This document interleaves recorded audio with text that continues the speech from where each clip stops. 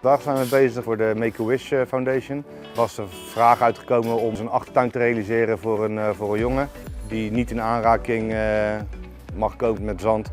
Dus op die manier een passende bestrating voor gekozen.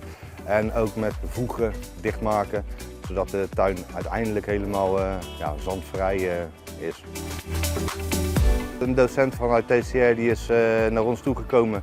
Die was in contact gekomen met de Make-A-Wish Foundation om dit te realiseren. Dus zodoende kwam die vraag ook bij ons te liggen of dat wij erin konden assisteren. 's Ochtends heel veel meten en uitzetten om alles precies op de juiste maat te krijgen natuurlijk. Het verhogen, het zand erin werken. En ja, dan daarna als de banden staan, de opsluitbanden aan de zijkanten en dan echt de tegels erin gaan, dan oogt het gelijk een heel stuk beter.